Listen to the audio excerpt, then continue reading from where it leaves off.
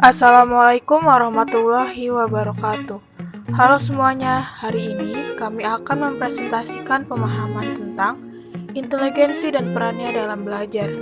Baiklah, langsung saja kita mulai membahas materi tersebut. Inteligensi. Pengertian secara etimologis. Inteligensi berasal dari bahasa Latin yaitu intelliger, artinya menghubungkan atau menyatukan satu sama lain. Menurut William Stern, inteligensi adalah kesanggupan untuk menyesuaikan diri kepada kebutuhan baru dengan menggunakan alat-alat berpikir yang sesuai dengan tujuan. Definisi inteligensi menurut para ahli. Menurut Alfred Binet dan Theodore Simon, inteligensi terdiri dari 3 komponen, yaitu kemampuan untuk mengarahkan pikiran atau tindakan, kemampuan untuk mengubah arah tindakan bila tindakan itu telah dilaksanakan, dan kemampuan untuk mengkritik diri sendiri.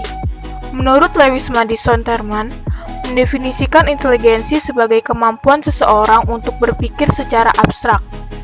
Menurut Goddard, mendefinisikan inteligensi sebagai tingkat kemampuan pengalaman seseorang untuk menyelesaikan masalah-masalah yang dihadapi dan untuk mengantisipasi masalah-masalah yang akan datang. IQ merupakan kemampuan berpikir secara abstrak, memecahkan masalah dengan menggunakan simbol-simbol verbal, dan kemampuan untuk belajar dari dan menyesuaikan diri dengan pengalaman-pengalaman hidup sehari-hari.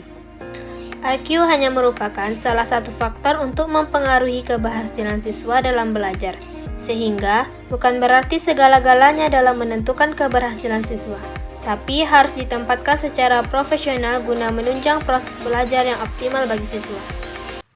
Wechsler, salah seorang ahli yang memperkenalkan klasifikasi inteligensi manusia dalam rantangan skala yang dimulai dari 0 sampai dengan 200, di mana bilangan 100 merupakan titik tengah dinyatakan untuk kelompok average rata-rata. Menurutnya, kalau semua orang di dunia diukur inteligensinya, maka akan terdapat orang-orang yang sangat pandai sama banyaknya dengan orang-orang yang sangat bodoh. Bila tes inteligensi yang telah dilakukan dipakai, maka ternyata separuh dari jumlah anggota-anggota masyarakat termasuk antara IQ 90 sampai 100. Sekitar 2/3 dari kelompok dengan IQ antara 85 dan 115. Diperkirakan ada 95% mempunyai IQ antara 130 dan 70. Perhatikan berikut ini.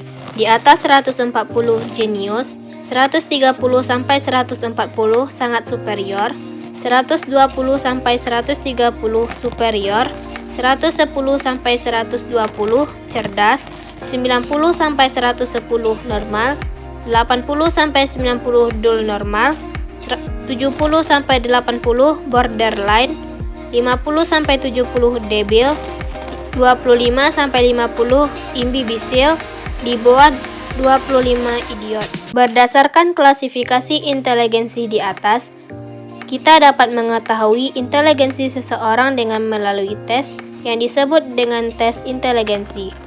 Tes inteligensi ini banyak jenisnya yang dikembangkan oleh para ahli psikologi.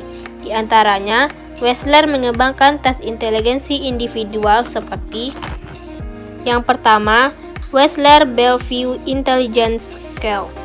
Yang kedua, Wechsler Intelligence Scale for Children. Yang ketiga, Wechsler Adult Intelligence Scale. Dan yang keempat, Wechsler Preschool and Primary Scale of Intelligence. Rumus kecerdasan umum atau IQ ditetapkan oleh para ilmuwan adalah usia mental anak dibagi usia sesungguhnya dikali 100. Contohnya, misalnya anak pada usia 3 tahun telah punya kecerdasan anak-anak yang rata-rata baru bisa berbicara seperti itu pada usia 4 tahun. Inilah yang disebut dengan usia mental. Berarti IQ si anak adalah 4/3 kali 100, yaitu sama dengan 133. Baiklah, saya akan menjelaskan konsep multiple intelligence. Multiple intelligence dalam bahasa Indonesia diterjemahkan sebagai kecerdasan majemuk atau kecerdasan ganda. Teori ini dicetuskan oleh Howard Gardner, seorang psikolog dari Harvard. Kecerdasan menurut Gardner diartikan sebagai suatu kemampuan dengan proses kelengkapannya yang sanggup menangani kandungan masalah yang spesifik di dunia. Meskipun demikian, tidak berarti bahwa orang yang memiliki jenis kecerdasan tertentu, kecerdasan musikal misalnya, akan menunjukkan kemampuan tersebut dalam setiap aspek kehidupannya. Dalam kehidupan nyata, kecerdasan-kecerdasan itu hadir dan muncul bersama-sama atau berurutan dalam suatu atau lebih aktivitas. Dalam kasus khusus, ditengarai adanya individu savant, yakni orang yang memiliki tingkat kecerdasan yang sangat tinggi pada satu jenis kecerdasan namun rendah dalam kecerdasan yang lain. Dalam dunia pendidikan, teori multiple intelligence mulai diterima karena dianggap lebih melayani semua kecerdasan yang dimiliki anak. Konsep multiple intelligence menjadikan pendidik lebih arif melihat perbedaan dan menjadikan anak merasa lebih diterima dan dilayani. Konsep ini menghapus mitos anak cerdas dan tidak cerdas, karena menurut konsep ini, semua anak hakikatnya cerdas. Hanya saja, konsep cerdas itu perlu diredefinisi dengan landasan yang baru.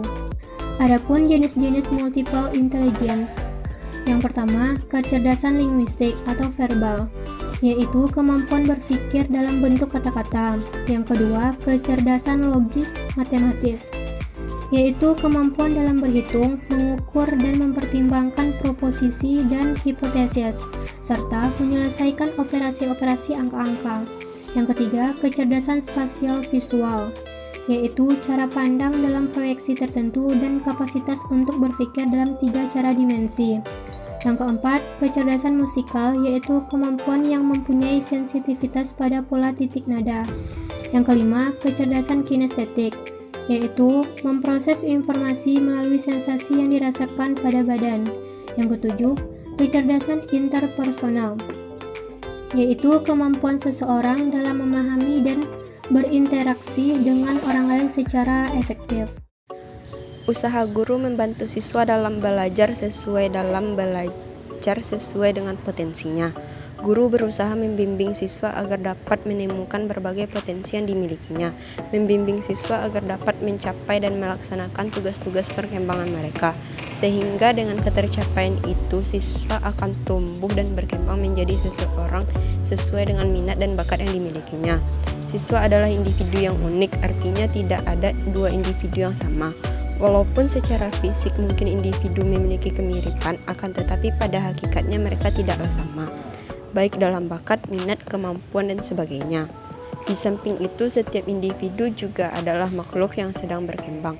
Irama perkembangan mereka tentu tidaklah sama juga. Perbedaan itulah yang menuntut guru harus berperan sebagai pembimbing. Seorang guru tidak dapat memaksa agar siswa menjadi itu atau menjadi ini. Tugas guru adalah menjaga, mengarahkan, dan membimbing agar siswa tumbuh dan berkembang sesuai dengan potensi, minat, dan bakatnya. Sekian pembahasan dari kelompok kami. Terima kasih.